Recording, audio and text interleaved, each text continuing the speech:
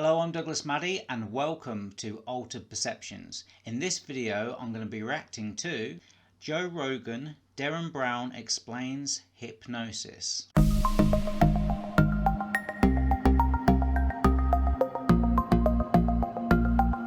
And so when I first saw, I started my career as a hypnotist, and I saw this guy performing at university, and I just thought I'm gonna do that. And I didn't realize at the time all these boxes that it was ticking. Performing, that sort of need for affirmation and love and center of attention, and also the control aspect of it. The kind of the control aspect, and also the kind of people, particularly the sort of guys that would respond well to hypnosis and come up on stage and and respond well to it, tended to be exactly the kind of guys that would have really intimidated me before.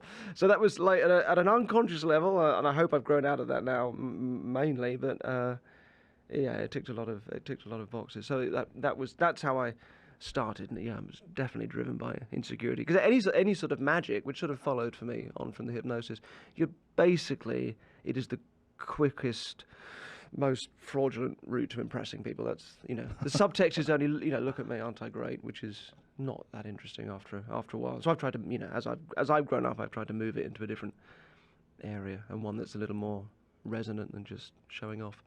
Yeah, I agree with him. It's the quickest way to get attention and impress people. It's great for ice breaking, and especially if you don't know somebody, and it's a great thing to be able to, it's a very sociable thing to be able to do, and you don't have to be that skilled at it, and like playing the guitar or singing or acting or something else which requires a bit more skill and people are more familiar with it. You can kind of get away with a lot with magic. So I agree with that. I would say, however, though, that magic is more than just showing off. I personally think that magic is more to do with emotions. When you think of, when you're a child and you see something for the first time, and you're in awe of it. There's a feeling of wonderment. I think magic is a feeling, and I think that magic happens in the perception of the spectator. So it's not necessarily about you and the fact that you're showing off.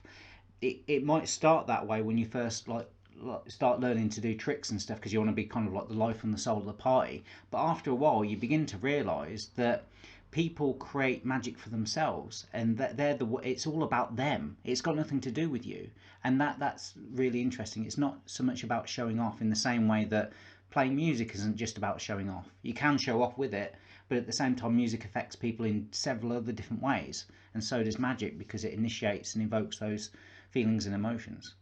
That's fascinating that you started out doing a hypnosis show. Was it a comedy show?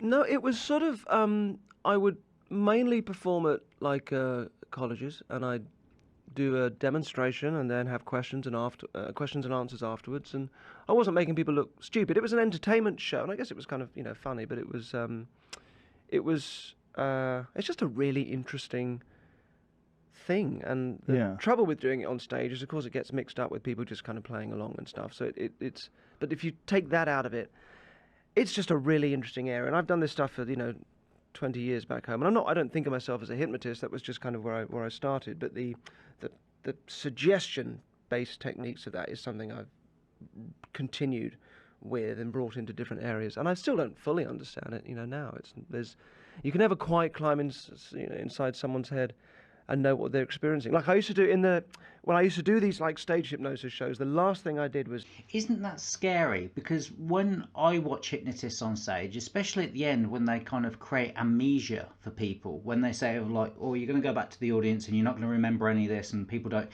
And you look at some of the other stunts that Derren Brown's done, and he doesn't even fully understand it himself, and he's been doing it all this time. And that's why I think people are kind of sometimes a bit apprehensive or scared of hypnosis, because if the person doing it doesn't fully understand it, well, how is the subject kind of safe to hand themselves over to the hypnotist? Yeah, I know several hypnotists, and we've even interviewed Gary Outrageous on the channel, who spoke about hypnosis, And I think that as you get into hypnosis, what you realize is that you're always in a state of hypnosis because you're always in one trance or another. So one minute might be on your phone, the next minute you're engaged in a conversation, you're thinking about the past, you're thinking about the future, you then start driving to work. So we're all in a different trance state throughout the day. So we're just going from one trance to the other. And that's where the word transformations comes from. It's the ability to move from one state to the other with fluidity. And so I don't think there's anything kind of scary about hypnosis, but I think it has a mystical quality to it because consciousness itself is a very mystical quality. Off stage and so on. But afterwards, when I'd have this kind of Q&A, I'd ask them, well, what was your actual experience like? Like, the show's over now. Be honest. What were you experiencing? And you'd get some people that would say, well, yeah, you were obviously just floating that. You were just holding it, but I kind of felt like I had to play along. And then you'd get this interesting area in the middle of like, well, now when I think back, yes, of course it was you, but and I sort of knew it was you, but I emotionally just completely, I could only experience it as a terrifying floating bottle or whatever it was. So that's a bit like an actor, like getting caught up in a role, I guess. Like they know they're on stage and it's a character, but nonetheless emotionally committed. Yeah, I'd liken it to that in the sense that when you go watch a film at the cinema and it's got one of your favourite actors in it or something and you've seen them in various other different roles, after the first few minutes you're really into the film and you're kind of captivated and it's not suspension of disbelief, which a lot of people claim that it is. It's more of a willingness to believe. It's to let go and to focus your attention.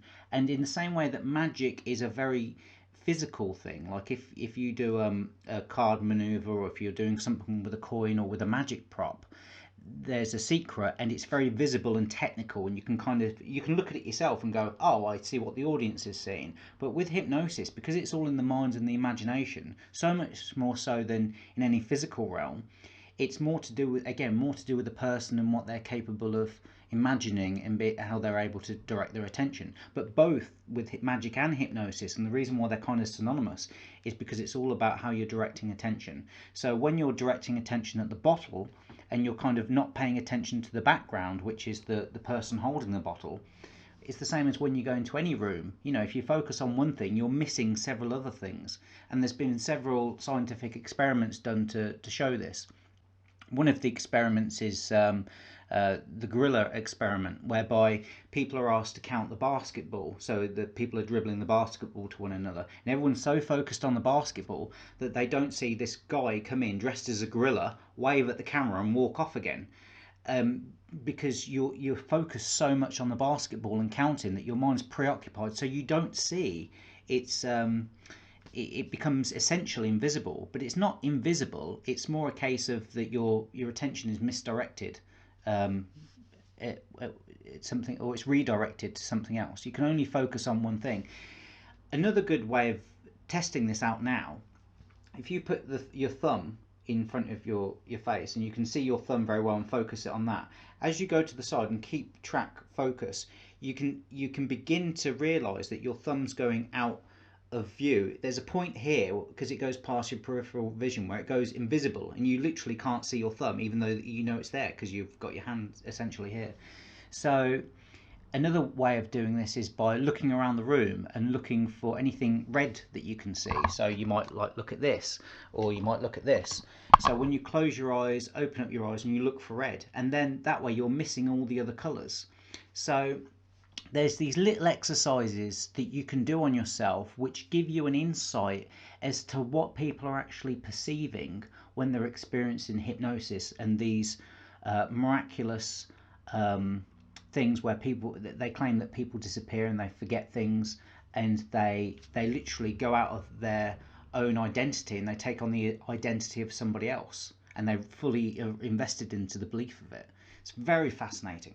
And at the other extreme, people that would not accept that it was me floating it, that must have been on a wire or something. There's no way that I can drop you back in the picture in my memory of that thing. So how do you judge what that experience is? And are those people that are saying, no, you were really invisible, are they just saying that because they want to be like the best subjects in that group? I mean, right. how do you tease it all apart? That must be a real issue, right? The people that just want to please you and are playing along. Can you tell if you were hypnotizing people? I can tell, but the way I use it now is kind of, I use it quite sort of subtly in the show. I don't like overtly, hypnotize people. So that means it can mean one of two things. It either means it just I'm not interested in people playing along because I'm not just trying to create the effect of someone hypnotized. They need to genuinely be responding to this thing in order for the next bit to work. In which case I have to filter out anybody playing along. But occasionally it doesn't matter. Like a lot of the time, like I'll get people up on stage and I'll shake their hand, and there's a rapid handshake induction that the guy just falls to the floor, and there are times that matters and that has to be a really honest response. Other times I can tell they're sort of half into it and they're just a bit intimidated, but for the 2,000 people looking, it kind of might look like the same thing, and then it won't matter so much. How does that work? I think he's right, and I think it relies a lot on the character of the individual, the personality type of the individual. If you've got somebody that's high in industriousness and low in agreeableness, they're not necessarily going to participate. Whereas if you've got somebody that's high in agreeableness, and they're going to comply better, and low in industriousness, and they're going to be a better follower. They're going to be, some people are designed to be leaders, other people are designed to be followers. And I think that if you select people out the audience that would naturally follow, they're more inclined to go along with the suggestions that you make. One of the things that when I've spoke to people that I've had up on stage, and I said I'm going to do some mind magic and stuff like that, and and I mention the word hypnosis, just the mention of it, people automatically go into an altered state, ironically. And so when you have people up on stage, and if you've never been on stage before as well, or if you have, you'll know this, is that when you get on a stage in a theatre, all the lights are on you and you can't really see the audience. It's an altered state, just being on a lit stage with the whole room's attention on you.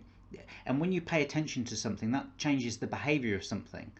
So just by inviting somebody out the audience that they didn't anticipate coming up, so as they come up on the stage, they don't want to look like a fool in front of people. They also, in the same way that when you go to a doctor or a dentist, you kind of just follow what sit in the chair, lean back, you comply to the expert that's leading you. So if you do things confidently, you say, okay, sit down here, look at your hand, close your eyes, fall asleep, you're going to naturally do those things. And once you're kind of in that position, there's one thing you can do, like with the stage lights, whereby when you put somebody under hypnosis, there's little tricks that you can do. So like you can get the lighting technician just to dim the lights down a little bit, just minutely, so that the audience wouldn't know, but the person that's got their eyes closed, it makes a big difference, because and it feels like they're going under a bit more, and you can change the tonality of your voice so it feels like they're sinking down. So as you're describing what you're asking for, you're altering the state by altering the circumstances around their experiencing, and making them believe that that's actually happening to them internally, that they're projecting out, when it's not, it's actually being projected in. So I agree. I think it all has a lot to do on the selection of the individuals that you use to participate in hypnosis effects. And then it won't matter so much. How does that work? The handshake induction. Yeah. Okay, well, it's a. I take no responsibility for explaining this to your tens of millions of listeners and viewers.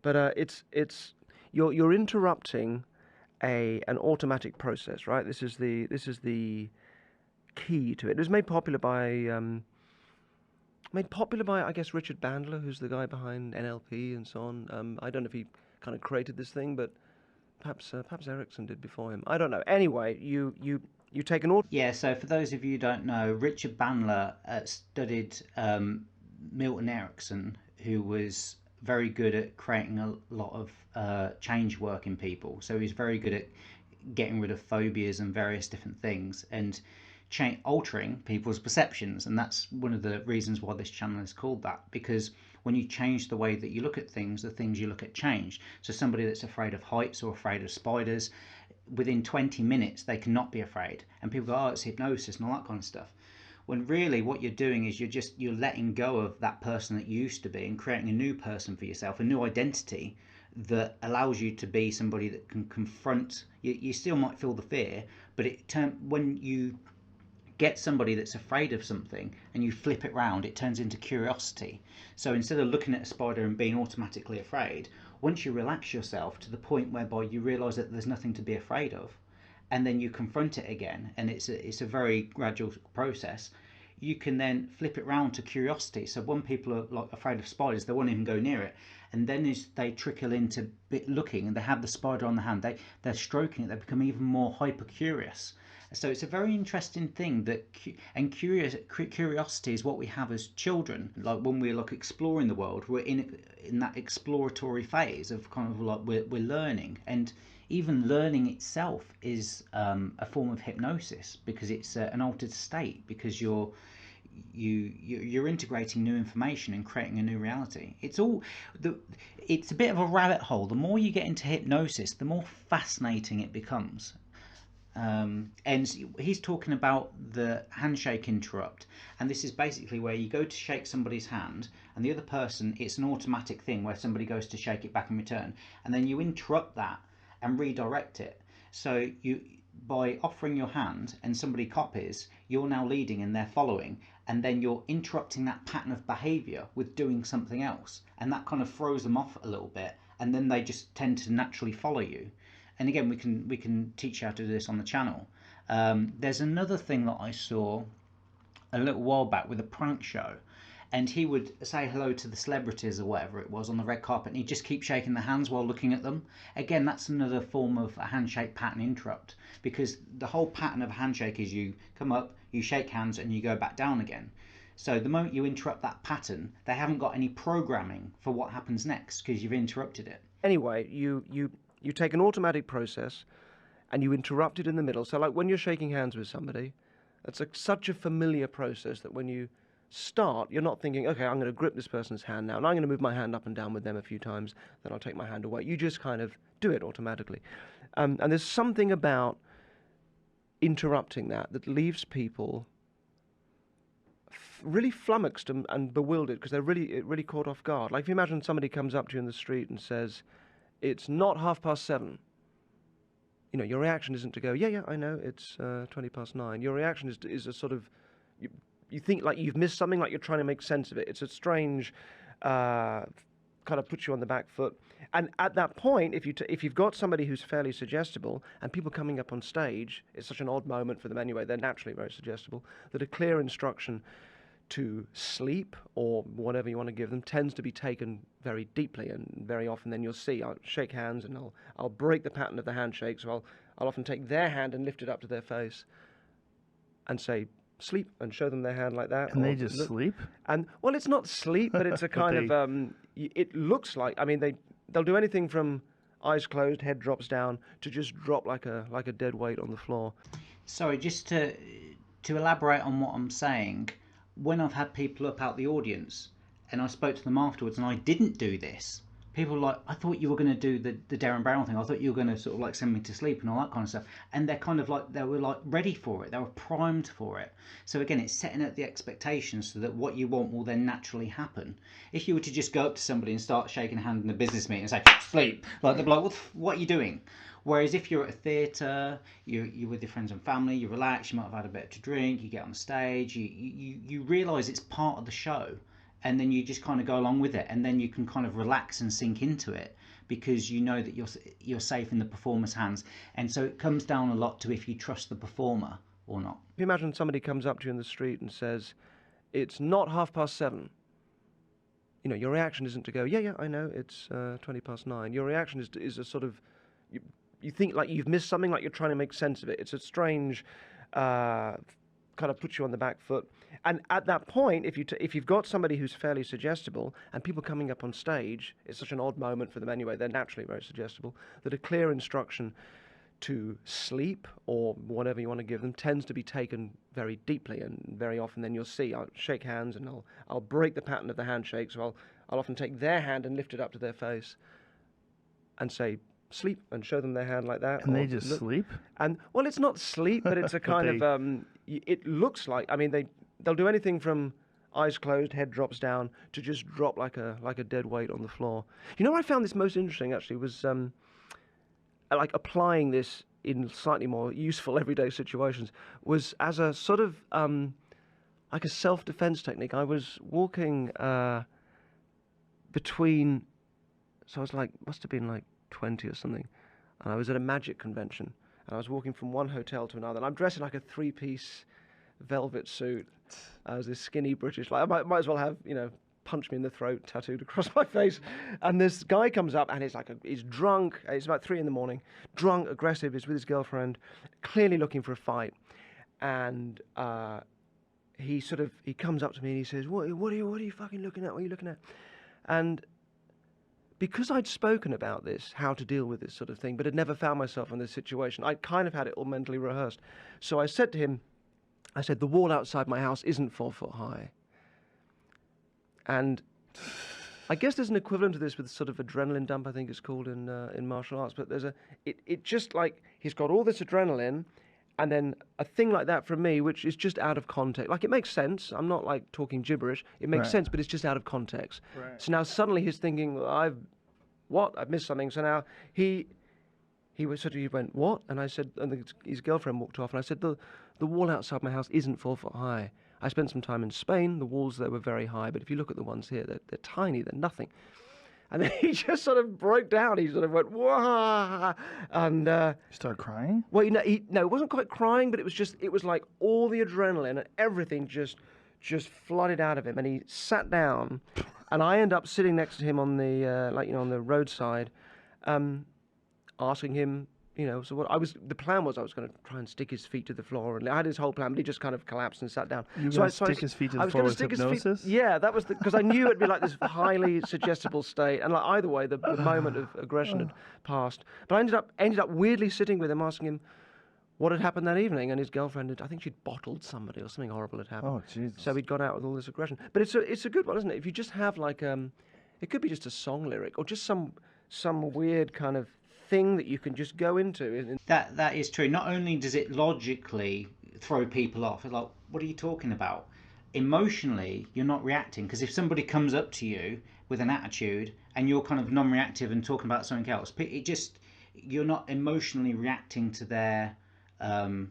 You're being proactive. You're proactively taking control of your own emotional range, so that it's not being influenced by outside circumstances, in the same way that when you see something and something devastating and some people go, oh my god, or some people freak out and other people just go like that, and they just do what's necessary to do. They just, people that are in like the fire brigade or the ambulance and stuff, like police, have to deal with these kind of incidents all the time, and they just go into getting things done mode and just become super practical and just like, that goes there, da da da.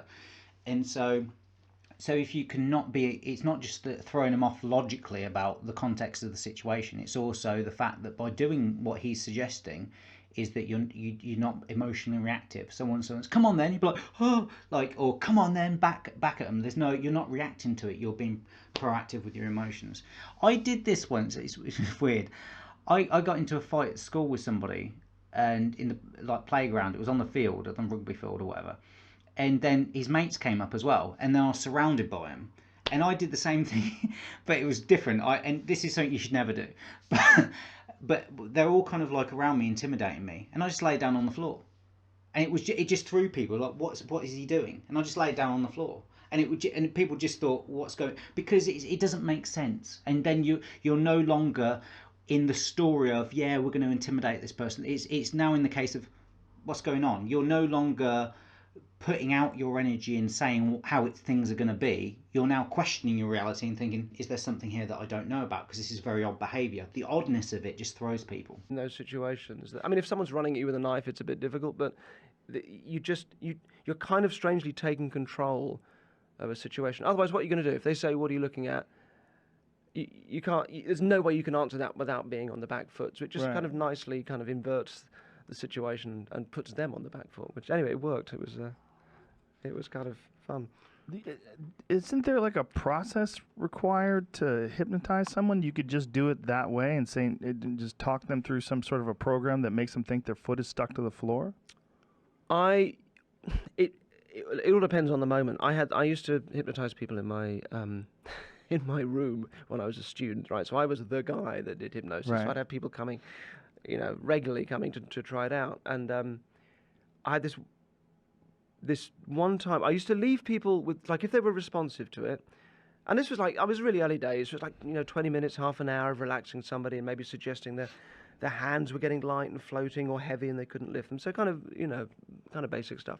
But I would leave them, if they were very suggestible, with the instruction that when you come back, if I click my fingers, you'll go back into the sleep state. And they kind of get conditioned to that. And it'll often work, even like a week later.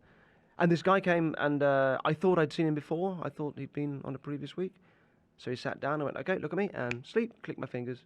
And he went out, whatever that means, right? And then we did whatever it was. Maybe, perhaps he wanted to stop smoking or his hands floating in the air, whatever it was. And at the end of it, I realized in talking to him that I hadn't met him before.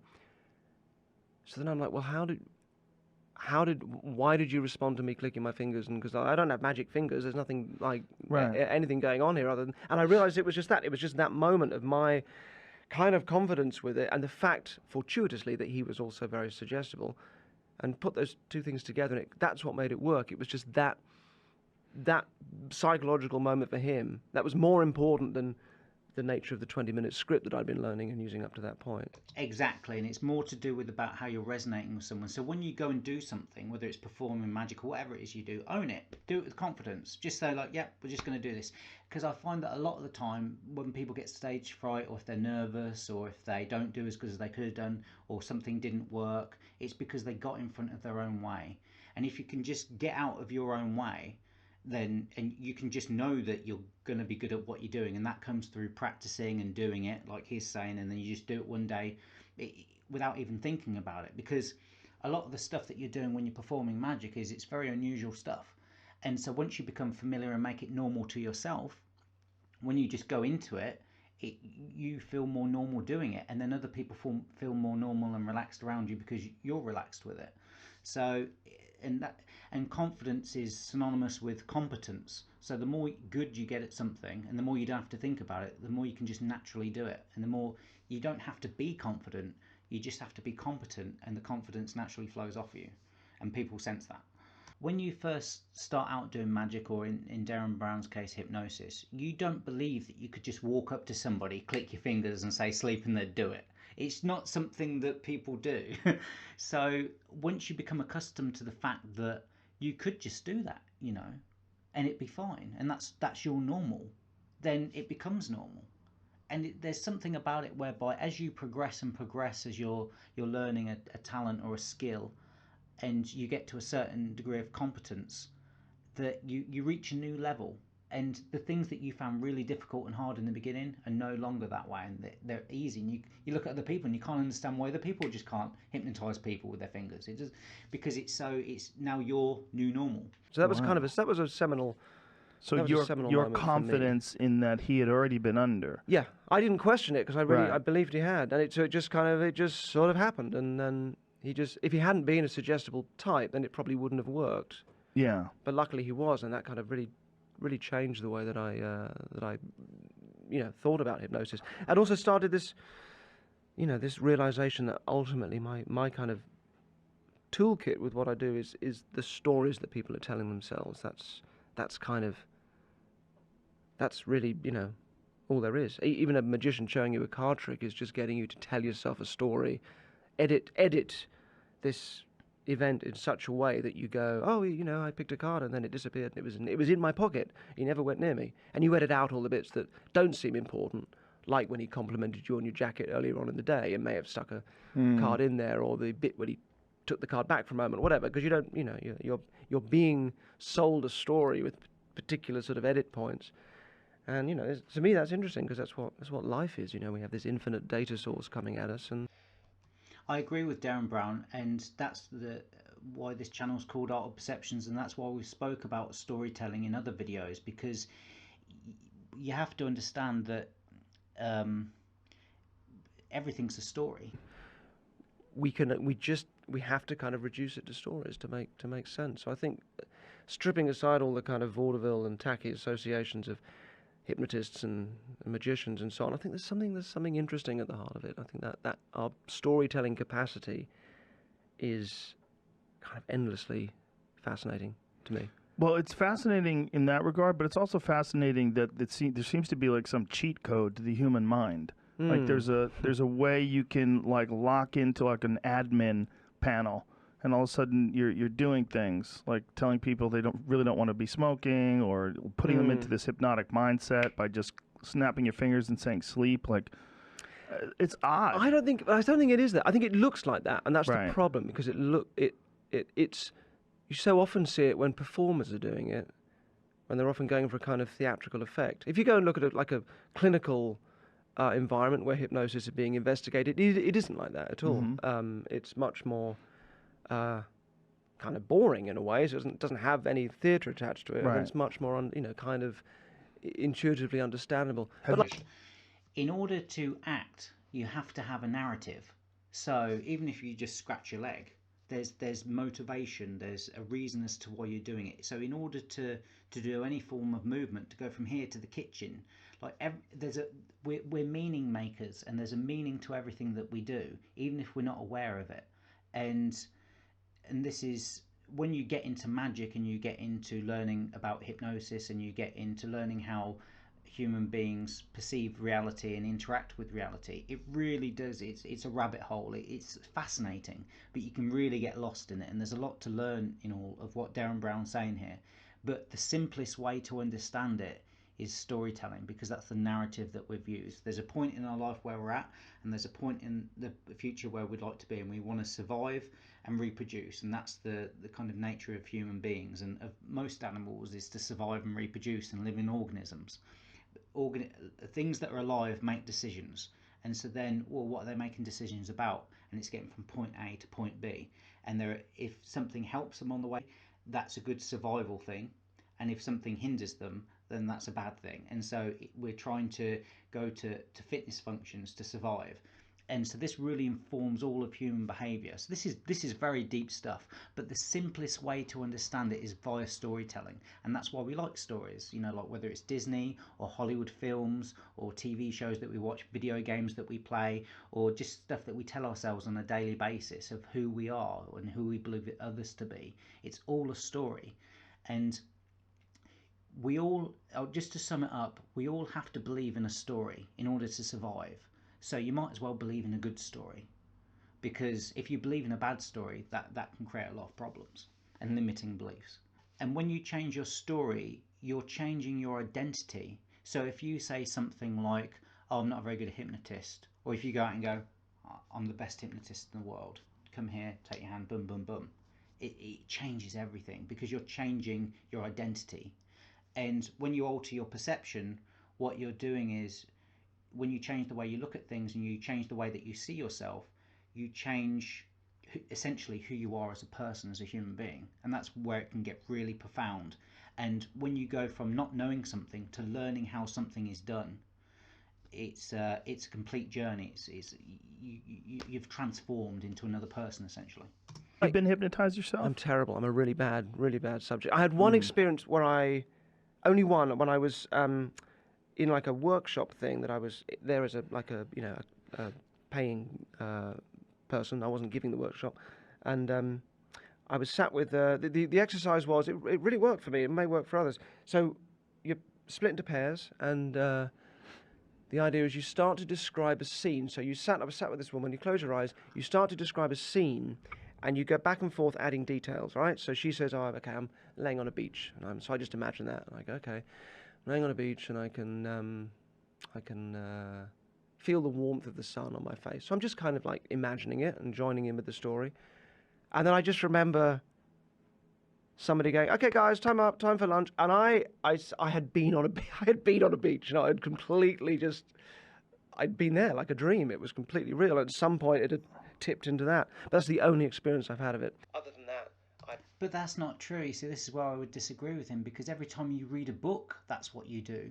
These are just words on paper, and then you create these characters in your mind, and you live out these stories, and you get into the characters that are in the book, and that's why they're such page turners.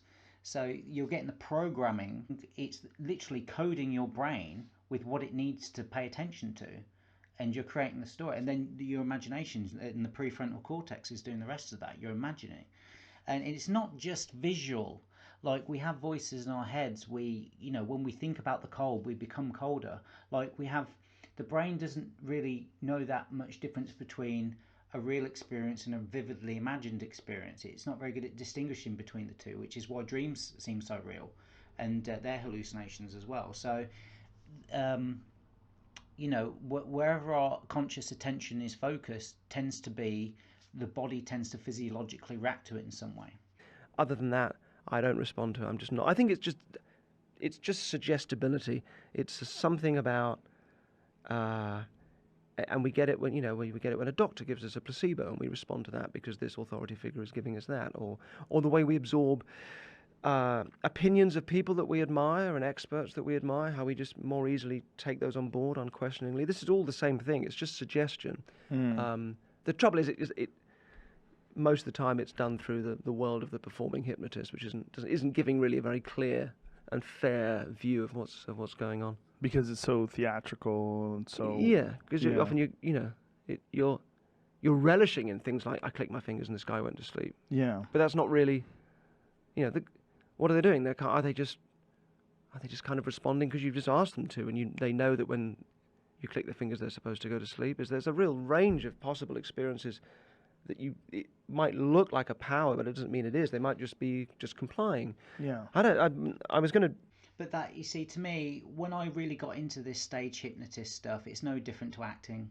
It's sort of like, oh, right, take and cut. When a director's calling out, essentially a hypnotist is a director, and he's directing actors on stage, and they're acting out roles, and they're changing their current identity into something else. That's essentially all that's happening. There's a big difference between if you're being a stage performer of hypnosis and if you're doing clinical hypnosis with somebody. They're two completely different. One's the sun, one's the moon.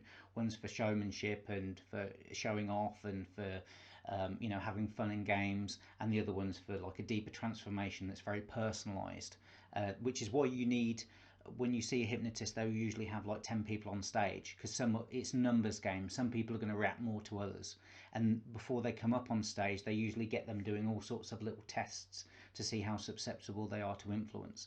Whereas when somebody turns up and it's one person in a clinical setting and they want to stop smoking and they really want to change this behavior, they're already motivated. They're already in the position where they're experiencing enough pain, like Gary said in our video, like that they want to make a difference. They want to shift that identity. They want a better story for themselves. And then it's just a matter of relaxing the mind, to let go of the ego, to be able to rearrange who you are as a person and what your focus of attention is going to be moving forward into the future.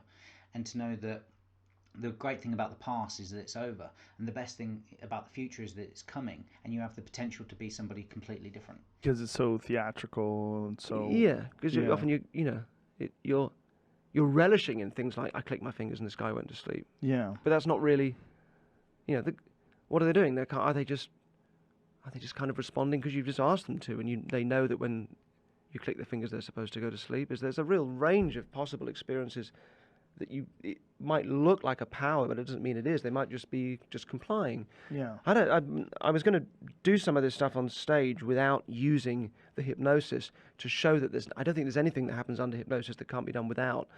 And I was having this discussion with my friend Andy, who directs and co-writes my stage shows with me, and I was saying like that thing of when a hypnotist gets someone to eat an onion and says, this is a classic hypnotic stunt, gives them a raw onion and says, it's a delicious juicy apple, now eat it and enjoy it. And you get somebody munching into an onion and like having no problem eating it. And I was like, I'm sure that feels like if you're just going to pull that off without hypnosis, would that just happen anyway? And Andy said, I bet you can just do it anyway. And he went to my fridge, took out an onion, took a big bite of it, and it was fine. Because he's proving a point there, right? So he's in a different mental state than somebody going, God, I dare you to take a bite of that onion. When suddenly you're preempting the disgust and all the reasons not to do it. But the fact that he was just going, I bet you can do it, and trying to prove a point, meant he did it, and it was fine. So that was a different mental state, and it worked. So that wasn't hypnosis. Right. But the end result still, if you did that on stage and pretended to hypnotize somebody first, it would look like you've done something amazing. So that's very similar to if a child falls over and has a bump on their knee and they get up and they start crying and moaning at the parent. If the parent then goes, oh my God, what have you done? The child will be like, oh my God, and they'll like hyper react. Whereas if you go, oh no, you're fine, are you okay? Yeah, okay, kiss it better, bye, and then the child forgets about it. So you're kind of again, it's the anticipation, it's what the imagination is evoking and what you're expecting. Whereas if you just let go of all that, I've done this as well. Because I was looking at doing this for one of my tricks, and I literally just picked up an onion. I did the same thing with the lemon as well, and I can just literally eat lemons and onions, and it doesn't bother me. But and when I've done the fasting as well, once you get into a couple of days of it, it's fine. And people go, oh well, you must be more and more hungry as time goes on. But what you believe is true and what you think would happen isn't necessarily the case. It's a lot of the time just the story that you're telling yourself. It's misinformation, because it's just eating something as you would do something else. It's not a case of whether it tastes like an apple, it's the fact that he's treating it like one. So in the same way that you would casually just pick up an apple and eat it, well, you casually just pick up an onion and eat it. So from the audience's perception, it looks like the same thing. Whether you taste apple or not is kind of irrelevant. And this is where the different perceptions and dual realities come in. I don't know. It's to me, it's just that story that someone's telling themselves. Well, did it taste like an onion to him, or did it taste like an apple? But it would have no. It would have tasted like an onion. There was no suggestion. But what about with the people else. that are hypnotized? Does it taste like an apple to them? Well, I don't know. It's like when I'm invisible, what are they seeing? I think for some of them it will, taste and pain and things like that and discomfort. It's all very subjective. But the end result of doing this thing that looks like it couldn't happen without some magical process, that's the key. And none of these things really demand that. Even when you look at people being undergoing surgery through hypnosis, and being wide awake and being cut open. So you think, well, that must be evidence that hypnosis is some special thing, because that couldn't happen otherwise. But of course it can. The layer of skin that feels pain is actually sort of quite thin. So once you get through that, when you're moving organs around, that's not a painful process anyway. Plus, very often they tend to use a little bit of like a local anesthetic anyway, just to numb the very top layer of skin. So again, what looks amazing very often isn't. It's an endlessly rich and bizarre area to me, and I kind of, as I said, I don't really think of myself as a hypnotist, but that process, that kind of ability for people to get into this space where they can have that kind of experience is something I'll always find interesting. One of the recent stage shows I did. It's called Miracle. I don't know if you've seen it, but I'm faith healing in the second half. So using exactly the same idea, and I've got an audience that are like me. They don't believe in that, and I'm saying, look, I'm an atheist. I don't believe in this either. But will you just kind of go with me, at least at the start, because the results are really interesting. And I just started doing this faith healing, not really knowing if it was going to work. I thought, well, I can get some adrenaline going, and I could see the techniques that the charlatan faith healers were using, and I thought, well, I'll do that. And I thought, well, the adrenaline kills pain, so if I can get some adrenaline going, there's bound to be people that said, oh, I had a pain in my back and now it's gone. But the actual results, admittedly with like small percentages of the audience, right, not everybody, but the people that were coming up and saying, I had this problem and now it's gone. And there was a woman that she'd been paralyzed down one side of her body since a kid, and she's like in her 40s now. She's in floods of tears, going, I could move my arm. And this is a skeptical audience like me that know that they're kind of playing along with something, and nonetheless, again, small percentage, not everybody, but having these kind of experiences. It is. So that's a psychological component of suffering, which was really eye-opening doing that show night after night after night. Well, faith healing has got to be a form of hypnosis, right? Yeah, it's all this exactly. It's the same world. It's playing. They're both joined by is the idea of suggestibility, and it doesn't. And sometimes those healings are sort of. I mean, if you take an X-ray before and afterwards, nothing's changing. But in as much as a lot can depend on this psychological component, it can really make a difference. Again, as the percentages are getting smaller, so 3,000 people in the audience, 300 people come up, 10 people come up on stage, and I'm, involving them in the show. But getting even smaller, there are people that like a year later are getting in touch and saying, just so you know, that thing did actually clear. Like, it hasn't come back, because I thought it would only last for 10 minutes while they're on stage, and then, which is why you don't tell people to throw their pills away and so on, right? But we're in probably like that 0.5% now, which is always going to be kind of pretty extraordinary, but it was like a real thing. So but still, if you had 200 people and one of them actually gets cured from that, that is immensely bizarre. It's immensely bizarre, but it's bizarre and like I had this bad shoulder for a long time, and I got really used to when I put a jacket on, kind of putting this in my left arm, putting it in, like letting my left arm go dead, and then using my right arm to pull the thing up, right? Now, I don't know how much I really need to do that anymore, or whether I'm just doing it out of habit. But if somebody got me up on stage and said, your left shoulder is healed, it's happened now, and kind of made me feel a bit, oh, now go on, try, move your arm. I think in the surprise of it, and the sheer kind of just snapping out of that habit of being like, this is my dead arm, I probably would be very surprised that I could actually move it as much as I can. You know, so it's like when you break it down, it's like not that amazing, but when you see the more kind of extreme and exciting ends of that, it is mind blowing. And then you realize how these performers, how you start to go mad yourself and think, well, I've got this special gift, and I could pack out stadia doing like I did think at one point, why don't I do like a secular healing show? I could say, well, it's just, you know, it doesn't work on everybody, and it may only work for 10 minutes, but it certainly works in some meaning of the word. Anyway, I didn't do that, but, you know, you can start to go mad. Yeah, this is my final thought on this, and a good way of explaining this is that this is all based, what he's saying is based on the idea of a cognitive distortion. So I'll give you an example. Let's say if you go out and you lose £20 or $20 or whatever, and you're like, oh, you can't find it anyway, it's gone, okay? And then you tell yourself, oh, I lost 20 quid. And then you meet one of your friends later on and you say, oh, how are you doing? I'm all right, but I lost 20 quid earlier. And then you go on Facebook or Twitter or something and say, oh, I can't believe it, I lost 20 quid. The more you repeat the story to yourself, the more you're creating a mountain out of a molehill. You're creating a cognitive distortion. You're taking this little thing and you're embellishing it. So it's no longer 20 quid that you've lost. Every time you tell the story, you're re-losing the 20 quid every time. So what happens is the same thing's happening. So now you feel like you've lost 100 quid. So you've got more value out of what you've lost.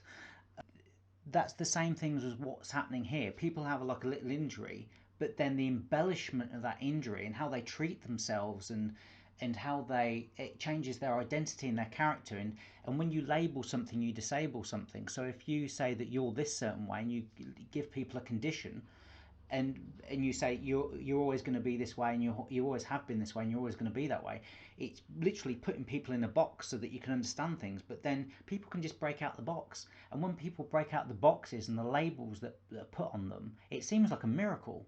But really what's happening is you're just creating that, you're getting a better idea of what's happening in reality, as opposed to the cognitive distortion, the illusion that's been created between how bad something is and how bad you're perceiving it to be, and the difference between the two. So, brilliant video. I've gone on a lot in this video, but hypnosis is a fascinating topic. It's like related to magic, and I've really enjoyed reviewing this video. I think this has been a great video, and Derren Brown's explained it very well, because there's a lot of books been written on this, especially when you get into neurolinguistic programming, which is people that went in and modelled hypnotists so that they could do it without being in trance. They could create the same effects. It's a very interesting subject, and it's a very interesting subject in and of itself, separate from magic. But once you mix it with magic, it's fascinating, because there's a lot to learn about human beings in general and behaviour. Thanks for watching. Don't forget to subscribe to our YouTube channel and you'll be notified of our latest videos.